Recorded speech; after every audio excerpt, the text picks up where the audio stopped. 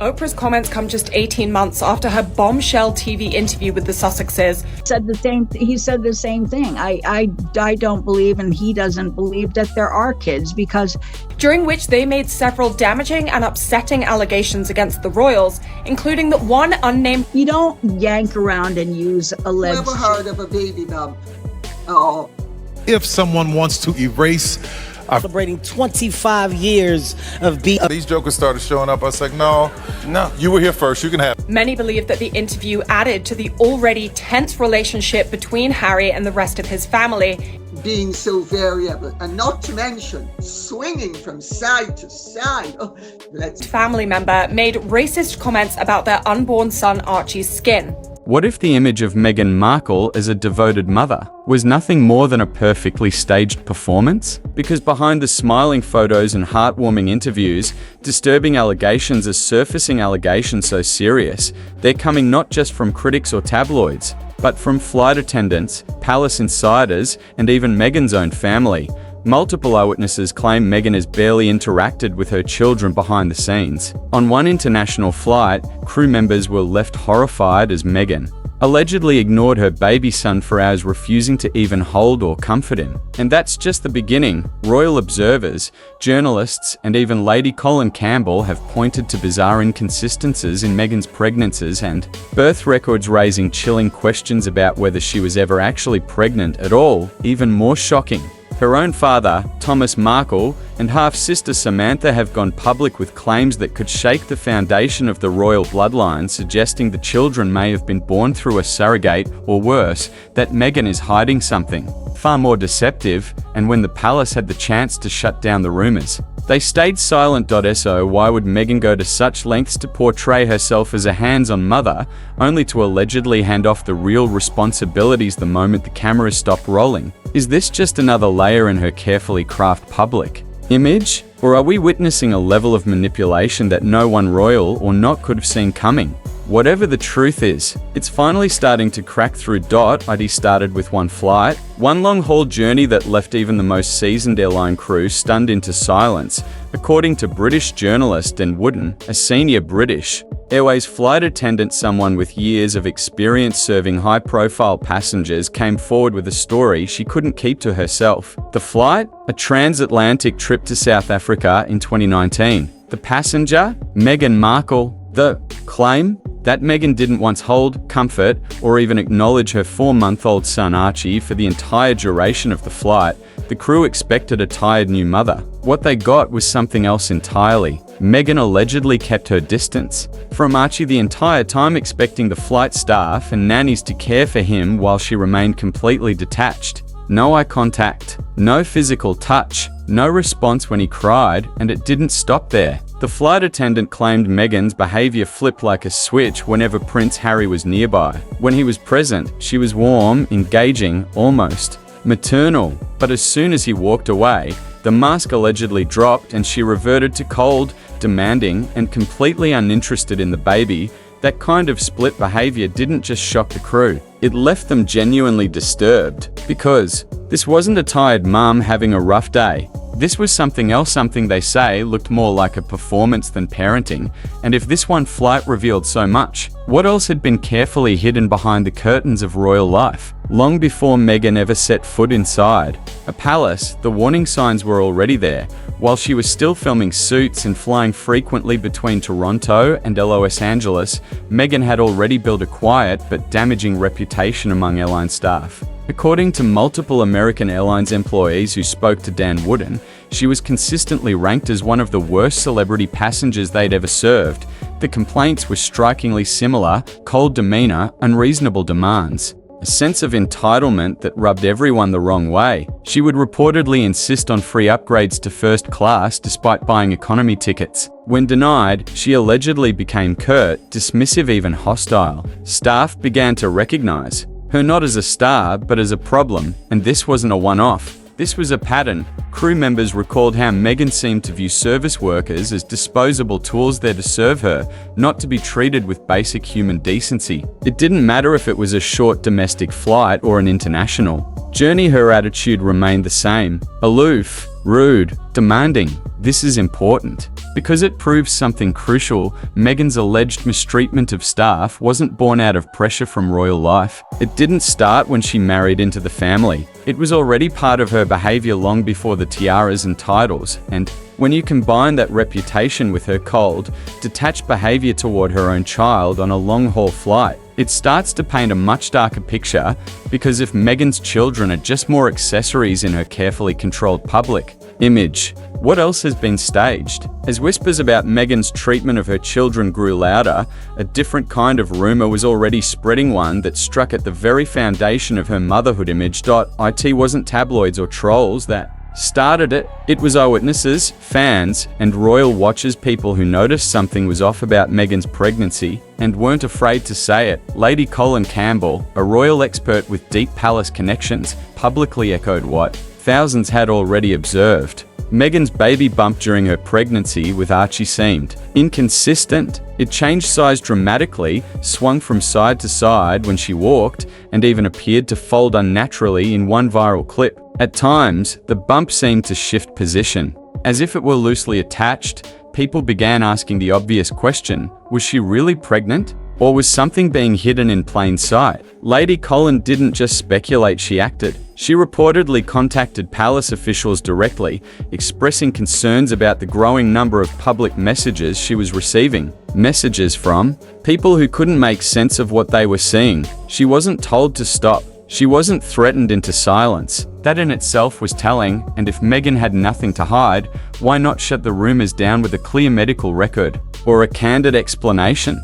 Instead, the palace stayed silent, and Meghan doubled down on the perfect mother narrative, but that baby bump, the one that seemed to defy basic biology, became the first visible crack in a story that was carefully crafted to appear flawless, and it wouldn't be the last. If anyone could cut through the speculation, it would be Meghan's own father. And when Thomas Markle finally spoke out, what he revealed was nothing short of a bombshell. In a conversation relayed by his daughter, Samantha Markle, Thomas claimed that 9 months before Archie was born, Meghan had picked up her frozen eggs. Not only does this timeline raise questions, but it suggests one thing clearly: Meghan may have been preparing for a surrogate pregnancy, not a natural one. This isn't internet gossip. This is coming from her father, a man who, by all accounts, wanted a relationship with his daughter and to meet his grandchildren. Why would he risk everything to say this publicly? According to Samantha, Thomas was genuinely confused and deeply hurt. He never received a call,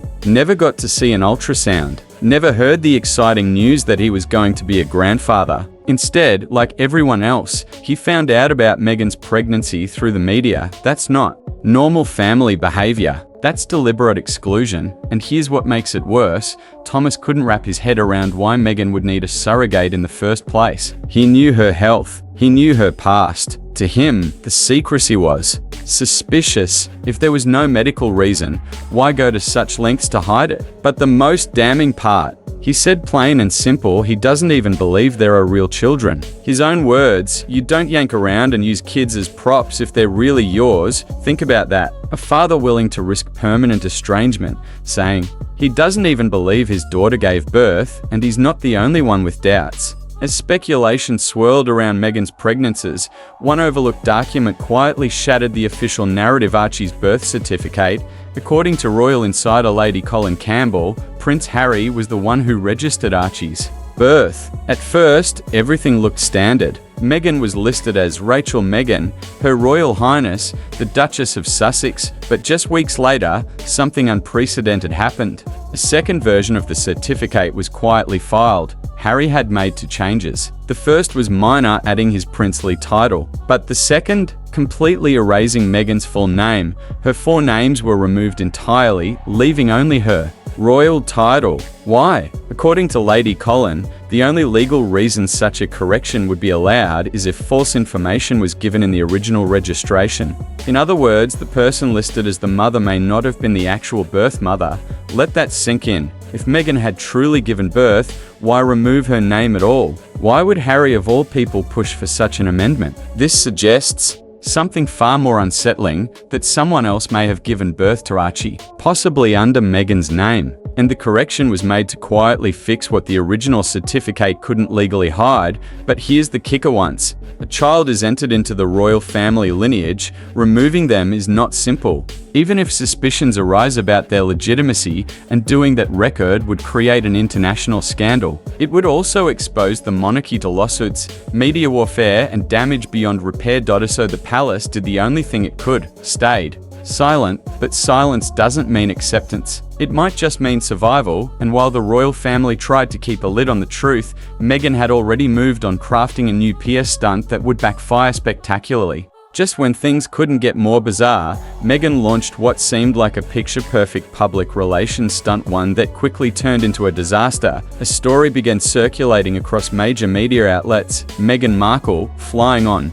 American Airlines, had written a sweet, handwritten note to the flight crew, thanking them for their service. The crew, it was said, were overjoyed. One even posted a glowing tribute online, calling her the Queen, the Duchess, and an angel to serve. But there was one problem: it wasn't real. Investigative journalist Dan Wootton quickly poked holes in the feel-good fairy tale. According to multiple American Airlines insiders, crew members are strictly forbidden from sharing interactions with celebrity passengers, especially personal notes or private moments. Doing so would be a serious violation of confidentiality. Agreements the kind that could cost someone their job. So how did this story make headlines? Simple: it was orchestrated. A deliberate PR move to combat growing stories about Meghan's diva behavior on flights, including reports from crew who claimed she was cold, dismissive, and incredibly demanding. It wasn't about kindness. It was damage control, even worse. The crew members who allegedly received the note were suddenly silent, not because the story was true,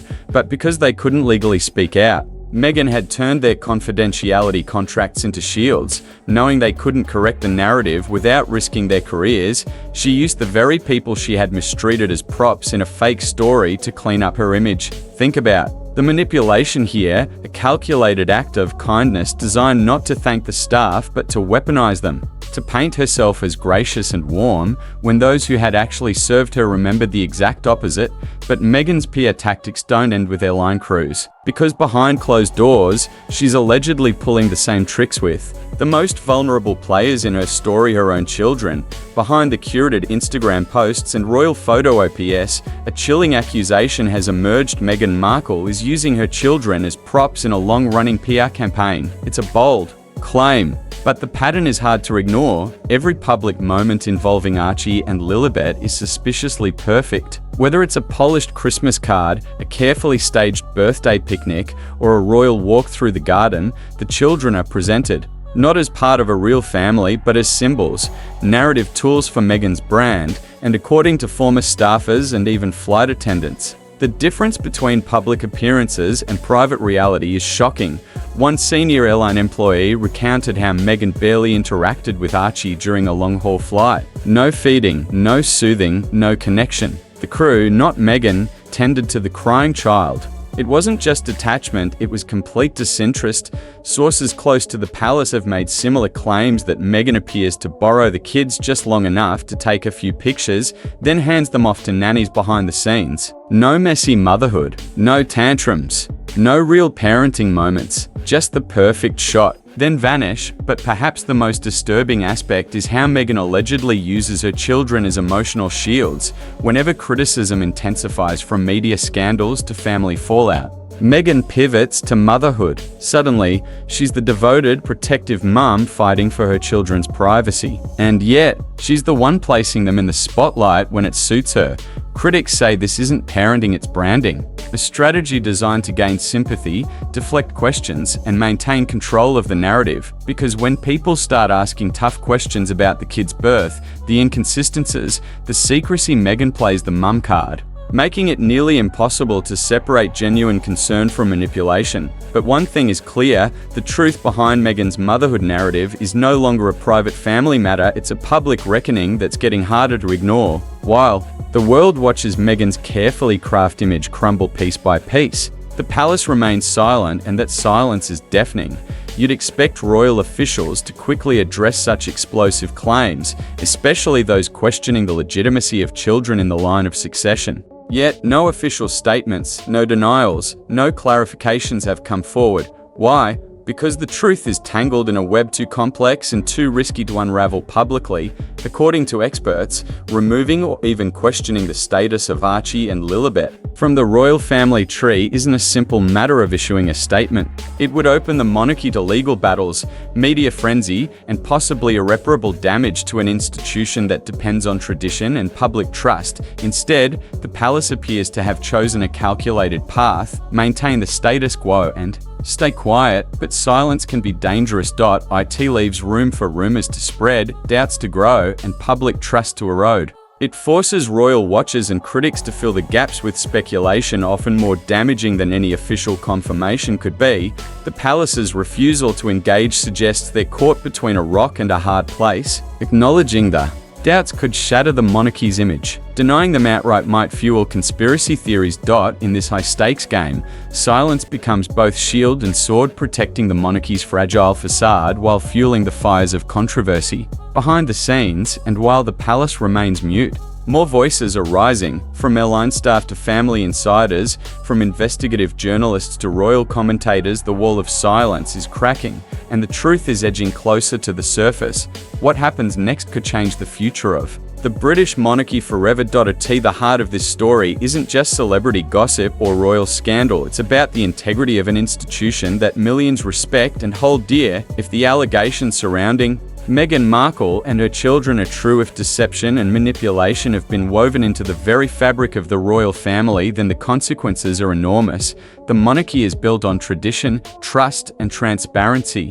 When those pillars start to crack, the whole structure becomes unstable. The British public deserves honest answers, not carefully crafted narratives or staged appearances. More than that, the royal family itself deserves to know the truth, to protect their legacy and preserve the institution for generations to come. This isn't just about one family or one controversy. It's about the future of the monarchy and whether it can survive the storm of doubt and division that's gathering momentum. As more insiders speak out and evidence continues to emerge, the world will be watching closely, because sometimes the most powerful revelations come not from what's said, but from what's left unsaid, and now the silence can no longer hold.